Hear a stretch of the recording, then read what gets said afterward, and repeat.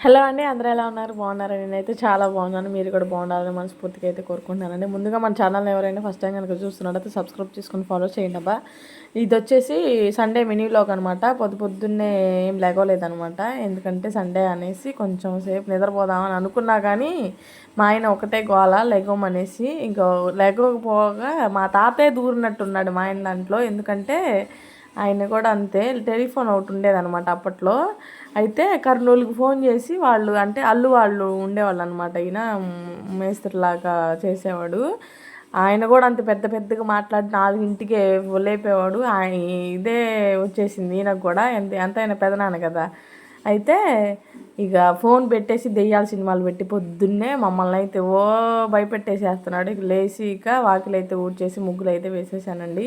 నా కోసం గిన్నెలు వెయిట్ చేస్తున్నాయి. మా ఆయన నిజంగానే అక్షయ పాత్ర సింక్ ద్వారా పెట్టించినట్టున్నాడు. అసలు గిన్నెలు తరగటం లేదు అసలుకి.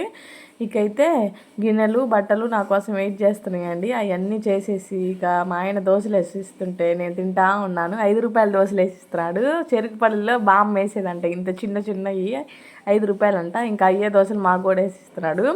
ఎప్పుడో పెళ్ళప్పుడు పిల్లలు పుట్టినాక చేసి ఇచ్చాడు వంట. అయితే మా ఆయన వంట బాగా చేస్తాడండి. ఆయన దగ్గరే నేను నేర్చుకున్నాను.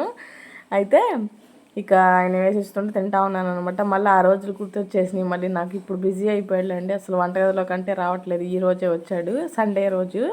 ఇక గిన్నెలు అయితే కడిగేసేసి రైస్ అయితే కడిగి పెట్టేశానండి. తలకాయ చారు పెట్టానన్నా కదా, అదైతే కొంచెం తెచ్చిచ్చింది అమ్మాయి అయితే. అదైతే ఇక వేసుకొని తినమని చెప్పేసాను మణికంఠని అయితే. మేమైతే తినలేండి, పిల్లలు పుట్టినప్పుడే తినలేదు నేను. ఇప్పుడు ఇంకేం తింటాను అసలుకి. అది ఒకలాగా ఉంటుంది. నేను అలవాటు లేని అంతగా పట్టించుకోండి. ఇకైతే డైట్ ఫాలో అవుతున్నా అన్నాం కదా, అది కూడా 2 రోజులు సమ్మడమేనండి. చూద్దాం అసలుకి ఎప్పటిదాకా చేస్తామనేది. ఇకైతే జొన్నలు ఇది దోసపిండికి అనేసి నానేస్తున్నాను. 3 గ్లాసులు జొన్నలకి 1 గ్లాస్ మినపగుళ్ళు, 1 గ్లాసు రైస్ అండి, కోటా బియ్యము నానబెట్టేసుకోవాలి. శుభ్రంగా వాష్ చేసుకోండి. 3 సార్లు కడుక్కోండి. ఎందుకంటే పుల్లలు అవన్నీ ఉంటాయి కదా జొన్నల్లో. ఇవి ఎంత బాగా నానితే అంత మంచిదండి. ఎందుకంటే జొన్నలు గట్టిగా ఉంటాయి. కొంచెం మెంతులు కూడా యాడ్ చేసుకున్నాను.